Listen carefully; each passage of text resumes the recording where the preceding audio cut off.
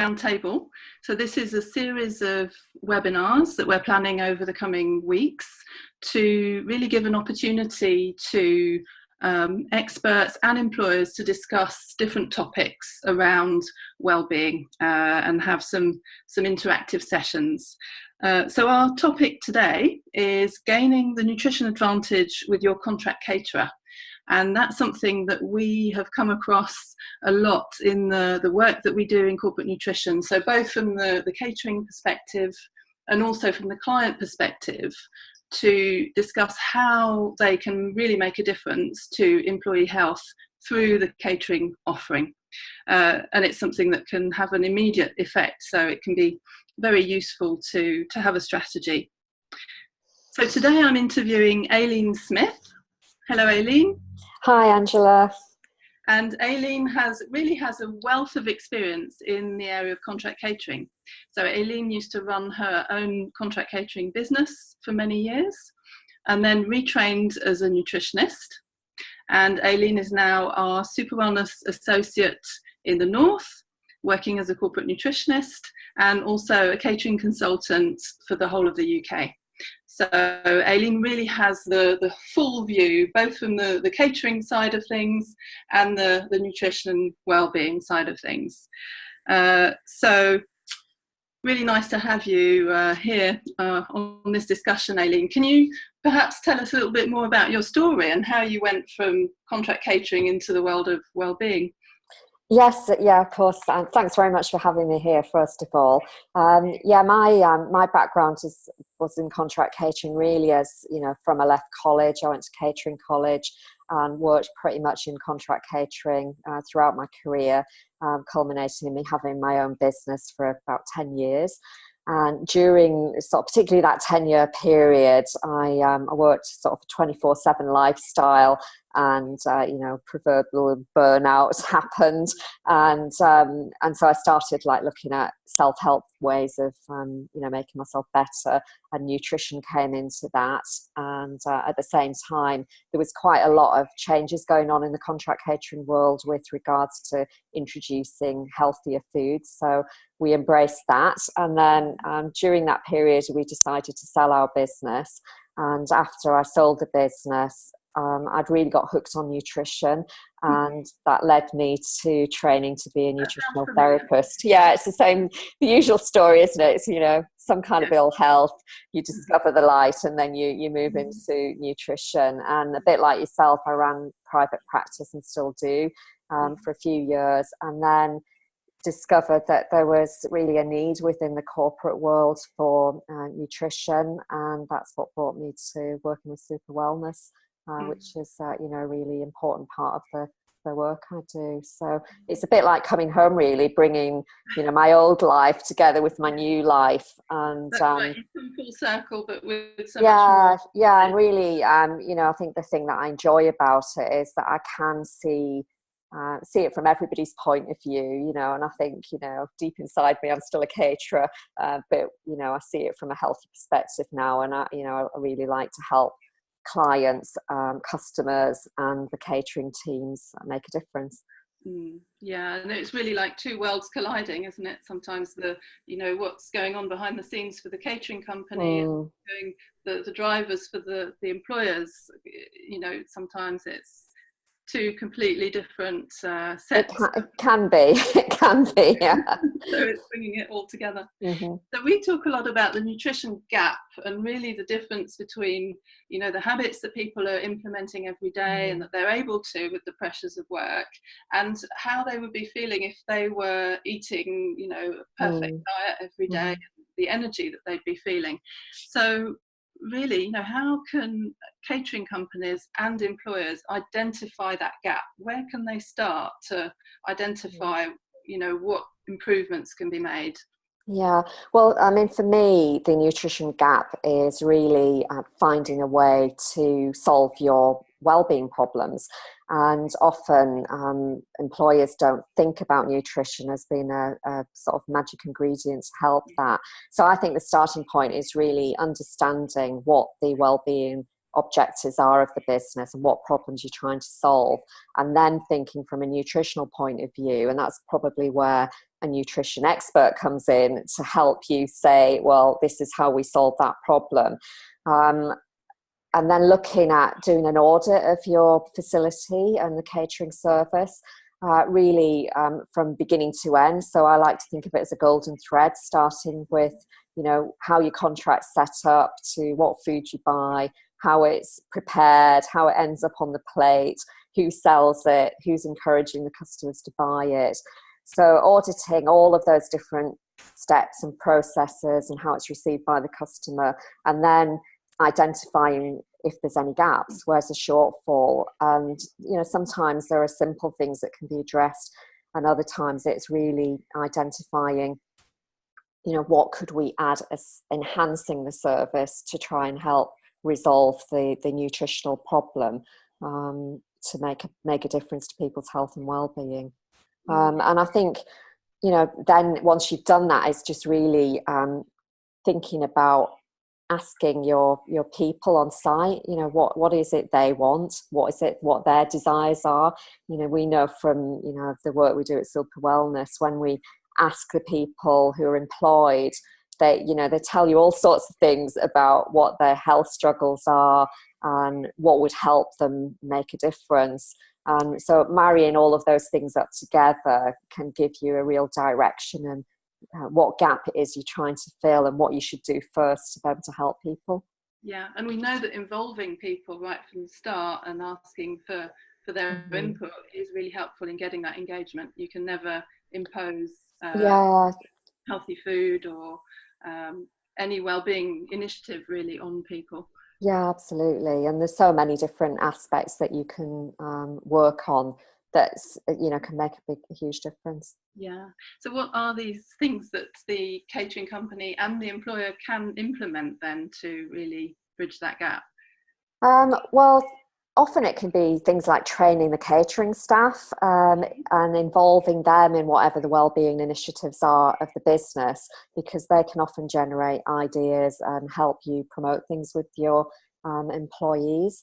So, you know, they're the sort of frontline ambassadors, I like to think. And if you're in a situation where the catering staff have a good relationship with the customers, then, you know, they're almost like their friends and they'll suggest things. Sometimes those relationships aren't quite so good, so that's, you know, a little bit more challenging.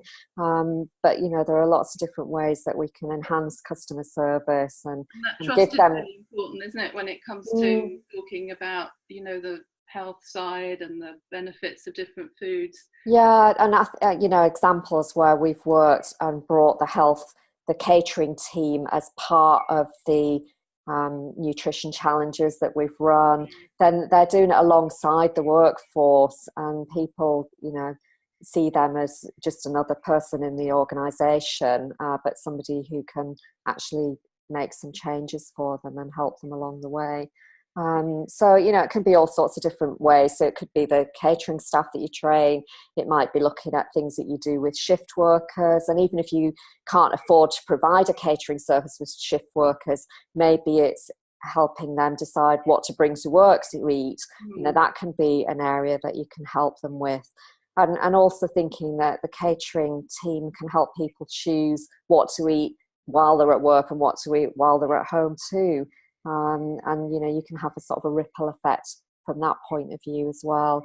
And then there might be other things you can do, like looking at what suppliers you use and how you cook food. So there's lots of, you know, not seemingly obvious things that you can do, but it's really just looking for those gaps and thinking, well, what can I do that will make a difference?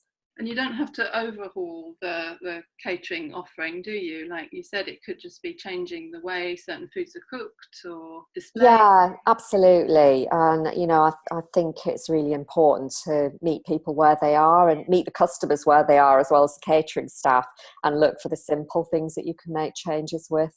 You know, we do that all the time as nutritionists. You know, everybody's wanting a magic bullet, so we have to try and find easy ways to help them make a change, don't we? And often the restaurant's just a good place to promote the health benefits of food, or to have a promotional event, because people will be congregating there Yeah, yeah, it's a meeting place, and yeah, people are more relaxed and hopefully receptive to different things there. Yeah, for sure. And so, in initiatives like this, what would be the pitfalls then for employers to look out for? Well, I think one of the things is to not make any major changes without having undertaken some research to begin with. So sometimes people will, they'll decide, the caterer will have a meeting with the client officer and they'll make these great big decisions, and they might miss out the fact that the customer base actually doesn't want it. So I think to do a little bit of what I would call light research, some customer surveys, maybe some focus groups, running some trials and tasting sessions, and working out what people really want to buy and how much they're prepared to spend on it before you make any major changes would be really great. Thinking about the financial consequences of making a change. So, there's no doubt about it that, you've got to really think about all the stakeholders in any change. So you've got to think about the contract catering company, the operational team, the on-site people making the food, serving the food. You've got to think about the customers. You've got to think about the budget holder of the company. So all of these people have got their own requirements, and you've got to be able to make sure that you can address that and make sure everybody's happy. So often, we make changes without thinking about the financial consequences. So for very good reasons, we might be encouraging people not to buy things from the vending machines, but the profit that we make in the vending machines actually allows us to pay for the staff. So, those kind of things have got to be taken into account. But if you can sort of like flip that, and that's where it's really important to get the buy-in of maybe the more senior teams in the business, it's thinking, well, actually, if we sold less of those types of foods, our customer base and our employees would be healthier, and maybe we would make savings somewhere else in the wellbeing budget or the occupational health budget, and that could be used to offset it. So I think having an open and honest dialogue about those kind of things up front is really important, and not just to go off and have sort of a knee-jerk reaction without thinking of the sort of consequences. I think some of the other pitfalls, I suppose, to avoid would be remembering to have joined up thinking. So, if you are running a wellbeing initiative or you're promoting something as a company, remember to do that at the same time as your catering team's going to be doing something to support you, and, have that kind of conversation, so you're not doing things that have a sort of a push me pull you effect and have an effect on the customer base. And then I think finally, just thinking about, a lot of people do think like good awareness campaigns, so very conscious of marketing materials and educational material, and maybe holding wellness days or wellness weeks, but they forget about the consistency of having those offers available all the time, thinking about how you help people change habits and how you educate them. And it's those kind of things that will give you the results, which ultimately all feed back into that big wellbeing objective. So not just do awareness, I would say, make sure that you do something that happens every single day that's going to be supporting people in making those changes. Yeah, that go beyond inspiration and help for people to really make. Yeah, I mean, we're all great at inspiration, aren't we? But it's putting it into practice that is challenging, and that's what people struggle with. So yeah, we need to focus on that as well. Absolutely, yeah. That's great. Well, I think that really wraps up the interview part of today. So we'll open up to some questions we've had a few more guests join us. Oh, great. Online. So any questions or observations anyone would like to make? Do people need to unmute themselves? Oh yeah, maybe Still on mute. In the meantime, I have got a few questions that people have sent who weren't able to attend today. So I'll maybe start with one of those questions. So we had a question. Our caterer tries out healthy choices, but say they don't sell and there's wastage. So what can we do to encourage the customers? Well, I suppose we sort of slightly answered that earlier on, but I think do a bit of research and find out, is it the price that's putting people off, or is it the food itself? Sometimes you find that, particularly in traditional based areas, you've got a traditional customer base. They might not have tried the healthier foods that you're offering. So that can be, I was doing a workshop just last week, and it was with an engineering team, and they just we were giving them tasters of food, and they were like, "Oh, I've never had this before," and they were a bit surprised that it tasted okay. So asking people to part with the hard cash when they've never tasted something, that can be just a simple way of thinking, well, before I do roll this out and spend hundreds of pounds on food to sell, I'm actually going to do some little trials and tasters. That might be quite good. And also think about how the food's presented, and is it, in the eye line of people? Do they know it's on offer? So don't just jump straight in, I would say, and don't be put off when things don't sell the first time. Sometimes it takes a while to change, and that's why it's better to do things in small steps. So it might be that if you're doing something new, you want to do a pre-order system, so that if only 10 people buy it, that's all you've got to prepare, and you're not going to have a lot of wastage. So think of things like that would probably help you make the changes without having a lot of cost. Yeah, I'm also thinking messaging and education around the benefits of the foods, because we see so often, don't we, that when it makes sense to people and they understand the benefits of eating a certain food, then they will want to eat it, even though it might take a bit of time. And sometimes, there are people that are bringing their own food because they think the caterers won't provide what they'd like. So if that's the group that you're trying to capture, it's like, tell them in advance, we're trying to do something different. Would you give it a go for a day and see, get some feedback from them? And we know it takes so much iteration, don't we, to promote something and get the message out there. It takes a lot of repetition and time. It does, yeah. Somebody said to me recently about selling. It's the same in catering. It's like, don't do lots of different things thousands of times. Do a few things 1,000 times, and then people start getting used to the idea that that's what you're going to do. I need to try that more. Yeah. Myself. So we have another question, which is, we have a global contract for catering, and the on-site catering manager says he can't change anything. So it's really frustrating. How can I influence healthy choices? Yeah, well, this is something that I think is quite common. The big contract caterers are sort of specialists in rolling out these global contracts, and companies are attracted to that because they can make good savings, and they can also get consistent levels of service. So they really want to make sure that whoever they employ at all their different sites gets the same level of service.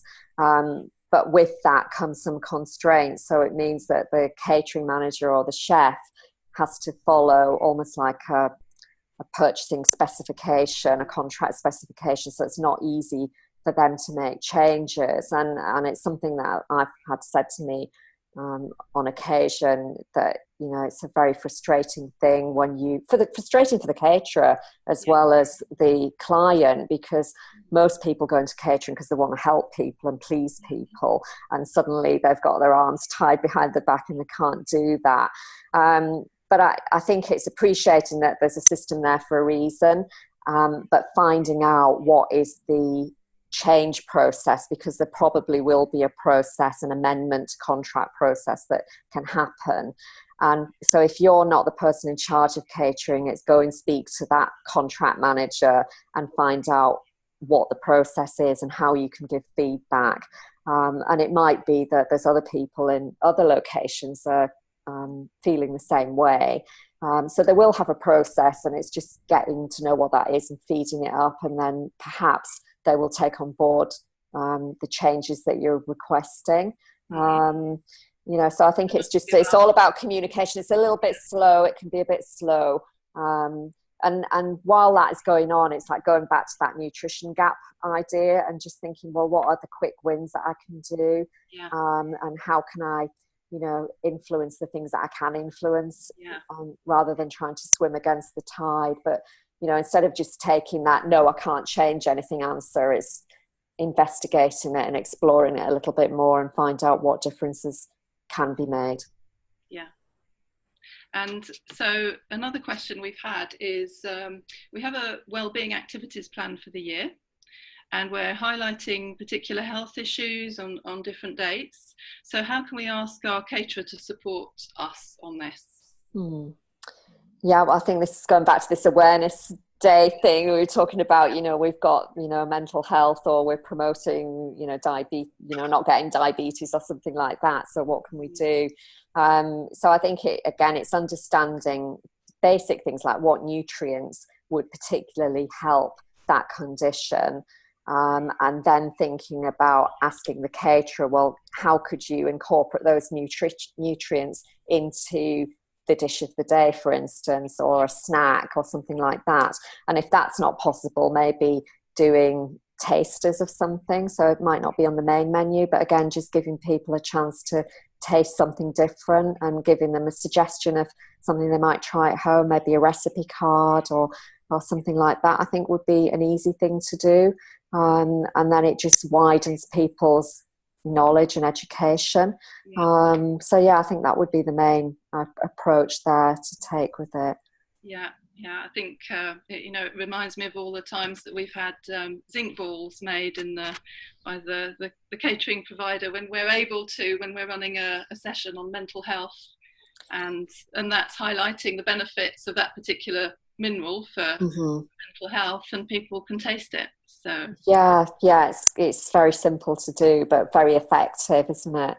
And everyone likes to taste something. If they're going to an educational workshop, then it's just a sweetener, isn't it? To bring it does, it attracts people to come and have a chat to you, doesn't it, and find out a little bit more. Definitely. Absolutely. So, do we have any more questions from any of our guests? Yes, it's me, Monica. Hi, Monica. Hi. So we are at the beginning of our journey with our catering, and I guess so. I wanted to understand. We will be renewing our catering contract sometime in the future. But I just wanted to find out whether the caterers in UK are aware, and whether we can put some clauses in the contract for them to provide this information or tasting sessions and everything else, just to close that gap nutritionally. I work with the group at the moment, and I want to get that visibility to management. But they will be asking me about the return on investment and this and that. There's always cost involved, and also so there's a lot of things going on. And with the current caterer, unfortunately, they're selling what people buy, so loads of chips and loads of jacket potatoes and a lot of these things, but because we can sell it, so they want to make a profit. So there is a bit of a problem and disconnect, I guess. So I think it's a lot of, as you said, this education going on as well, that people want to eat healthy, but they don't have a choice. They also say it's expensive, but I think the question that really is the problem in how you display the food, how you present, and what knowledge they have on nutrition, and they will be willing to spend a bit more money if the food is better, well presented and all of that, which at the moment is not, unfortunately, the case. Yeah. Well, you've got a great opportunity, I think, if you're looking at renewing your contract either with the current caterer or with a new caterer, to actually think about what it is you want for the future and to put together maybe a tender specification, saying this is what we would like. And it might just be as simple as, tell us what you can offer. There's lots of different companies out there offering different levels of service, and you know, some of them have got healthy eating policies or health and wellbeing policies. Others might be doing it and they don't actually have a policy in place, but they can explain to you what they're doing. But I think to actually think about what would be important to you with regards to providing that. So thinking about, you know, what kind of supplies you want, how you would prepare the food, how you would train the catering staff, you know, to ask those kind of questions would be useful.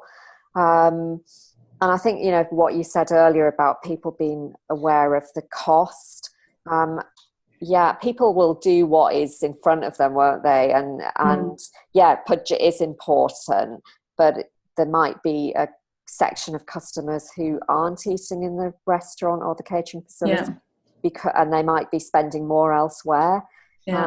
So giving people choices, I think, is a really important thing to do. But I would definitely undertake a bit of research with all of your customer base and find out where they're eating at the moment and how much they're spending a day, and would they like anything different, and that might inform you about what you want for the future. Yes, thank you. Yeah, we're doing the survey on trying, so I wanted to thank Angela for some of the questions. Yeah, she sent me, but generally we've come up, and I will send you this back to you, maybe you can use it as well, but we've come up with some of the question about the catering, what people would like to see in future. Yeah. Well, I mean, I'll maybe drop you a line with just some questions you can think about for a specification. But definitely get that as part of your. That would be brilliant, because I think even as a pre-tender document, and just see what's out there before you get into and ask your current caterer as well. You know, say to them, this is a big thing for us going forward. So, you know, can you think about what you can offer us? Yeah, we definitely wanted to do some pre-qualifications with them, with the caterers, with that aspect. So, but it will take me a bit of a selling in the company, because it's a change and people are not always there. You have the buy-in from the top, Monica? Are they? Yeah, that's what I've managed to do, to put forward the idea of changing the canteen, and that gives me visibility with the top management, or what it can be possible. They ask me to keep it simple, but I just will put this in the context and will show them what potentially is possible. And I meet people where they are, that's for sure. But I think nutrition is really important for the overall well-being. It's not only,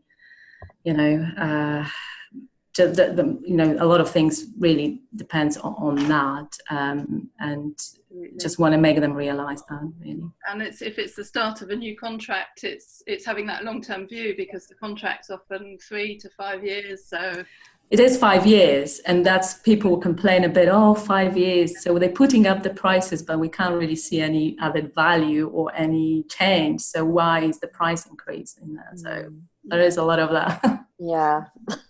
So many stakeholders to take into account. Yeah, but thank you very much. Thank you. Yeah, no, thank you. That was great. Thank you for the question. Any other questions? Okay, so I think if there's no more questions, I think we'll wrap up the session. So I'd like to say thank you very much to Aileen, our guest expert, for a really enlightening session. And thank you to all our guests for taking part. It's great to have you. And hopefully we'll see you on another of these webinars in the future. Just to share with you, if you'd like to email Aileen with any questions, her email address is aileen@superwellness.co.uk, or you can connect with Aileen on LinkedIn as well. Yeah, and I'm happy to take an informal call if anybody thinks of anything after today and you want to just have a chat. Just feel free to give me a call. Brilliant. Thanks, Aileen, and thanks, everyone. Thanks, Angela. Thank you. Bye. Bye.